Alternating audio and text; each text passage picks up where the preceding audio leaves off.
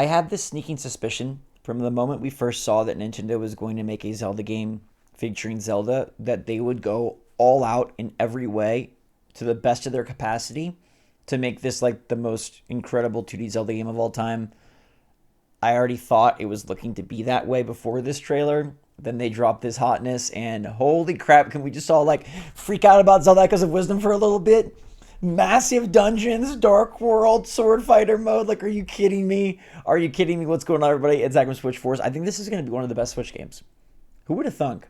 Who would have thunk that a 2D Zelda featuring Princess Zelda and alternative mechanics would be so darn hot? Let me know what you think in the comments down below. I don't know how you can think that this trailer is anything but like visual gold.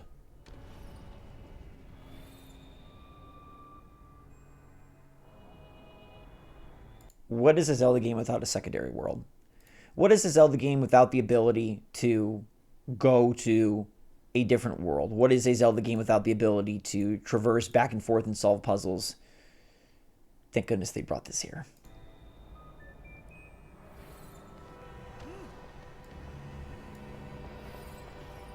King Boy goes missing. Sucks for him. Everybody gets frozen. Poor Zelda, too. Like, she's so used to Link being there. This is her chance to be like, we don't need you. The land of Hyrule has been torn apart by mysterious rifts. In search of Link and the King of Hyrule, both of whom were stolen away, Princess Zelda must borrow the power of an ethereal creature called Tri. Together, they enter the... And I just gotta say, I love that when people first saw this game, they're like, baby game. Baby Zelda. It's for it. You don't even fight. This is for babies. Nintendo's gone off the deep end. Baby Zelda. Woke Zelda. We don't need it. This is going to be one of the best games that they've ever made. Tears that scar the land in order to save her kingdom.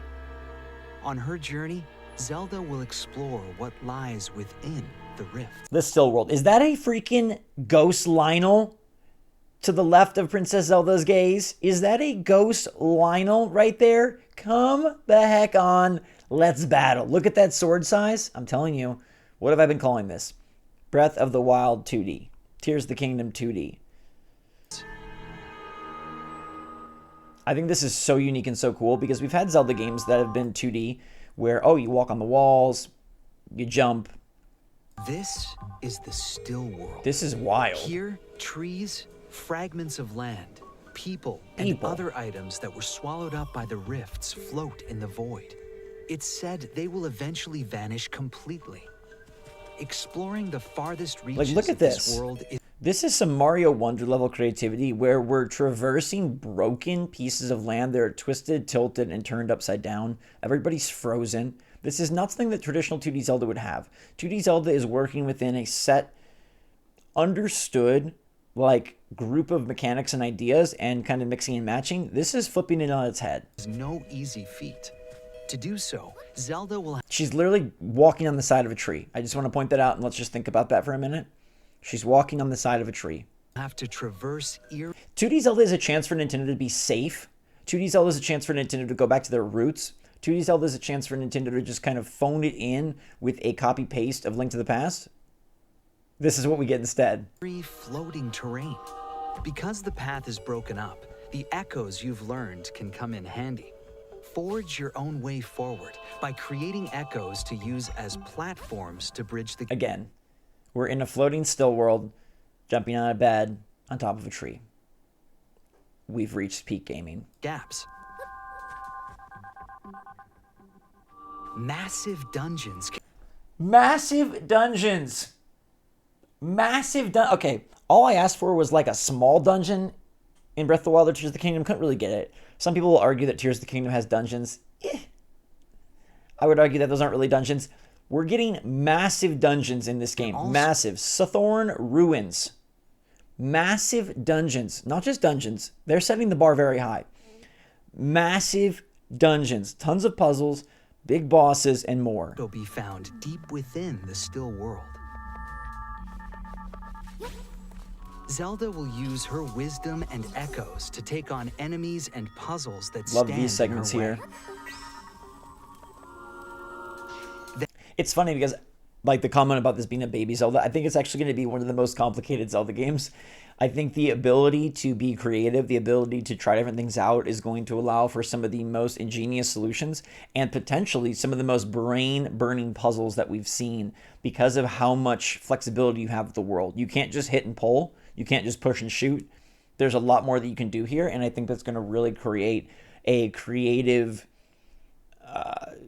awakening for the team in terms of puzzle design that, similar to Mario Wonder, will allow them to think beyond the box, go beyond what Zelda puzzles have been in the past, and maybe just delight us with all sorts of new ideas, new concepts, and things that our muscle memory doesn't just instantly solve. You know, if you played a bunch of 2D Zeldas, you probably know how to solve most of these things, but you won't here because the rule set is totally different. And confront challenging bosses who await her arrival. Also, in case you thought there weren't bosses or boss battles, like Boom Think Again. Overwhelm the boss with echoes? Or combine them to find unique ways around the situation. Yeah, that's pretty sick. So Zelda is still involved majorly, and that's one thing that I think this trailer really helps highlight. It's not as passive as maybe it initially seemed.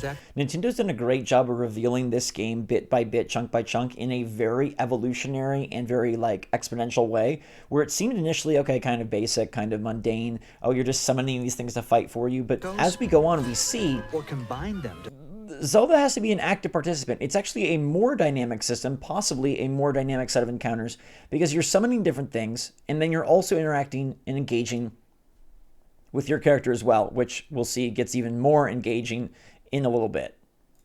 Find unique ways around the situation. The strategy is yours to devise.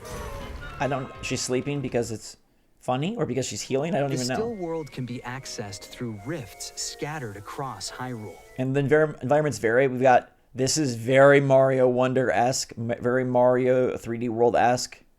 And each entry point leads to a location with its own defining features. Yeah, so On cool. her adventure, Zelda must overcome dungeons within the rifts and the mysteries they hold.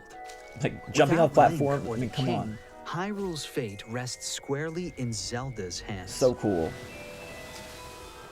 The diversity of the environments and the diversity of puzzles looks crazy too. A lot of traversal puzzles, a lot of navigational puzzles, which is pretty darn nifty. Navigation and traversal isn't something 2D Zelda really deals with. I mean, it did, I guess, in Link Between Worlds, and obviously it's very heavily factored into Breath of the Wild and Tears of the Kingdom. So it's nice to see that they are continuing that concept, forwarding that idea path, and bringing it into a more 2D, top-down space. In Zelda's hands. This puzzle, whatever this is, looks cool too. The colors. And then Swordfighter form, like, now how can you complain? Now you basically have Link too, but it's Zelda. I mean, it's Zelda limited, finds and picks up but it's still here. Sword. She takes on the Swordfighter form, allowing her to attack directly. With its mighty power, she can forge a... It's now all of a sudden Link's in the game. Link's in the game, you don't even need Link. Now Zelda is both. How cool is that they didn't, like... I don't know. I think sometimes when you get a creative idea and you're really gung-ho about it, you can get stuck in a way of like, it has to be different at every turn. It has to be different, and we're not going to look back. We're not going to go to the other side. This game, I think, is so smartly integrating mechanics from traditional 2D Zeldas, from 3D Zeldas, and from brand new ideas as well. It seems to be an amalgamation of everything that makes Zelda great, and the fact that they are willing to put a sword fighter mode for Zelda in shows that they care about making this game truly incredible and staying very, very... true to the core, the foundation of Legend of Zelda, while also experimenting upon it, but not drifting too far that it feels like it's not a Zelda game. I think this is a brilliant inclusion and will appease a lot of fans that may be worried, oh, is it going to be a less than game without Link? I think it's going to be a more than game. At the end of the day, because of Sword Fighter mode, Zelda now has way more mechanics, way more battle tactics, way more moves, and a far more complicated set of things she can do than Link has ever had. Head when her path is blocked. Strike down enemies on her own. She can still fight. Or battle alongside Echoes. We can fight with Echoes, go Sword Fighter, and do both. I mean, come on. However, she can only stay in Sword Fighter form for a short period of time. It is meter-based. When or where you choose to wield this power is up to you. I love that. Feed them a piece of meat and then go ham on them. Make these guys feel like the dummies they are. The sword's gauge can be replenished by collecting energy found in the still... So the other good thing is this is clearly a mechanic that you get the energy in the still world to fill the gauge.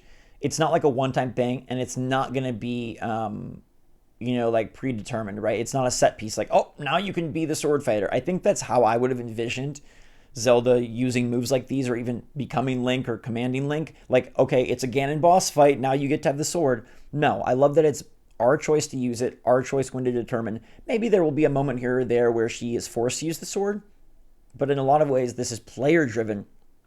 And I think that's one of the best things that people are going to love about this game, and one of the things they loved so much and continue to love about Breath of the Wild and Tears of the Kingdom, the player-driven nature of the title. It's very, very, very much up to you to dictate and decide how the adventure goes, and not just how it goes, but within how it goes, how your experience goes, how you accomplish, how you solve, how you battle. There's a lot of flexibility there that allows my experience and my playstyle to be different than yours, something that traditionally is not possible in a Nintendo game where the mechanics are very rote. But here, even in a top-down space, they decide to let you be the dictator of your own course. You get to decide how you are going to play this game and how you're going to approach it, and with what mechanics you're going to engage with to be successful. So be sure to grab any you find. Sweet.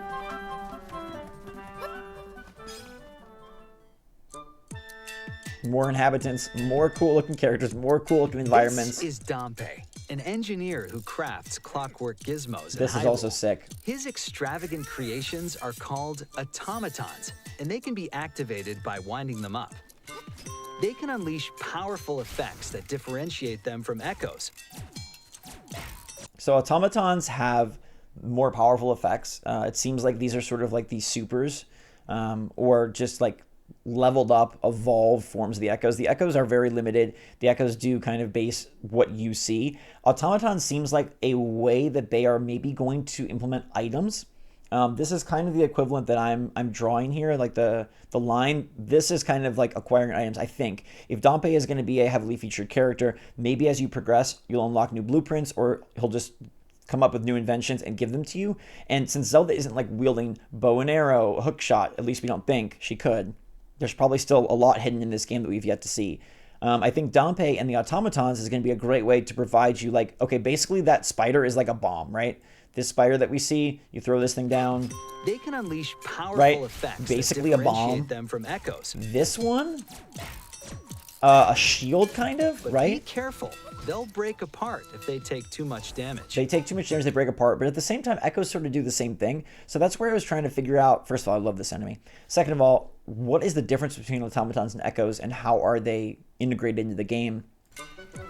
Besides more powerful effects, you'll meet many other quirky characters. It does seem like they are going to be more of an item type usage, in my opinion. During your travels, and like there's no doubt they'll be of great help to the princess.